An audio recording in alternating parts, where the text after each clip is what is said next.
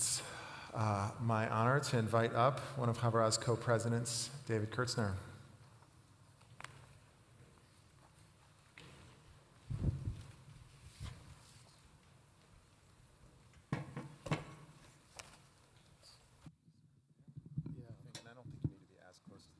No, we tried it out before. It worked pretty well.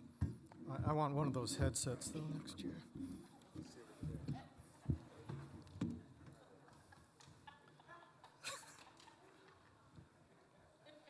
But I won't be here next year, so that's too bad for me.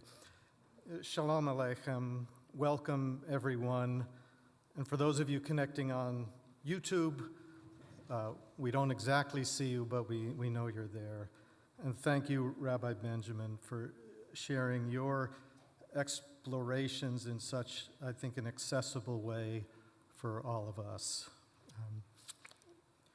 I welcome everyone with gratitude and joy.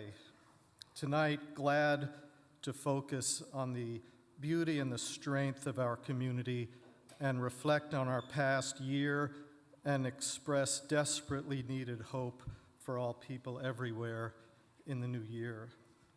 Co-presidents are tasked with welcoming new and longtime members, first-time and returning guests into our community, so all of you, welcome. Welcoming is how we start. Making connections propels us forward. And one of my first real connections at Havurah Shalom emerged a little unexpectedly. Years ago, I was leading a Shabbat school class, and the children never doubted our credibility as teachers. It's true. With one exception, Lev Eisenbach Budner saw right through me. A secular Jew, unfamiliar then with most of the stories of the Torah. I was 51 and Lev was 9. And I knew early on in that class that we were going to become each other's arch enemy. And I knew why. It was because Lev was prepared for Shabbat school. He went to the Portland Jewish Academy. And I was not prepared for Shabbat school because before each class, I went to myjewishlearning.com. And this came to a head one Saturday when I previewed with my guitar strapped on the song Dona Dona. And confidently, but with absolutely no research whatsoever, I told the class it was an ancient folk song. See, you would have known. Lev corrected me with the utter disdain that only a 9-year-old who goes to PJA can express. He said, that song was actually written in 1941, David, as a metaphor for the Holocaust. And Lev was right, of course. And in that humbling moment, I think I made my first real Havurah connection, which was with myself, recognizing that I needed to learn more about Judaism and Jewish history and about this community, and ultimately about how I could contribute in whatever ways were needed.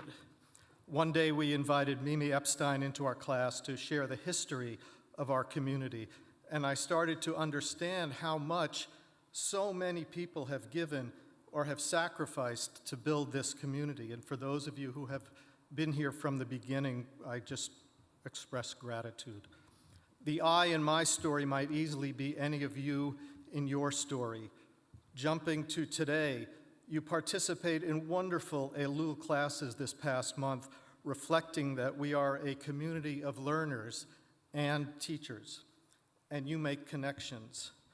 You engage in Jewish practice through our adult B'nai Mitzvah program or the lay-led Shabbat morning study classes, and you make connections.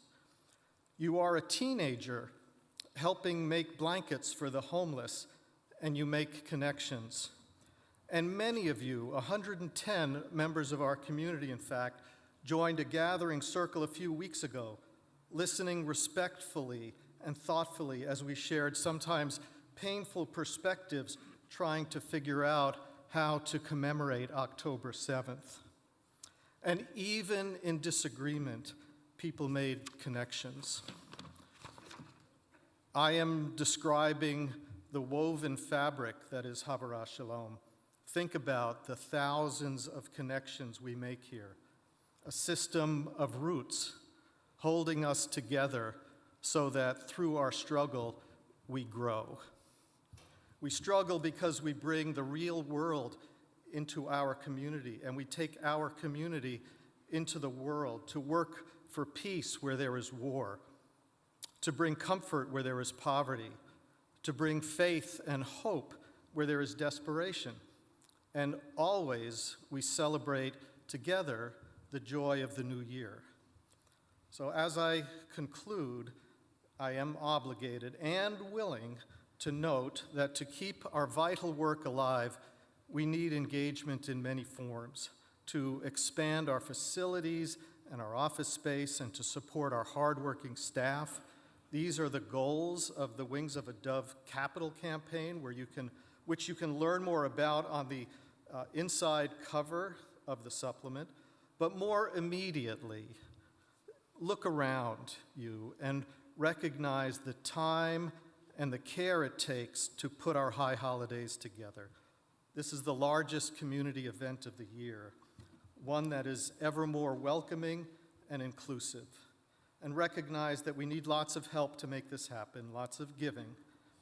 So if you can, scan the QR codes, if you know how to do that, or go to the website, which I know you know how to do, and find the High Holidays page and scroll down and hit the button and do that. Or fill the envelopes out if you're a traditionalist. We are so deeply grateful.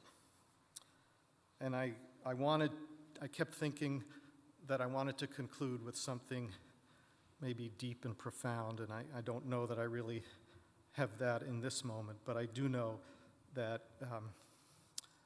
I feel happy when I sing, and even true for sad songs. It helps me feel connected when the world seems to be teetering on a precipice, as it is now.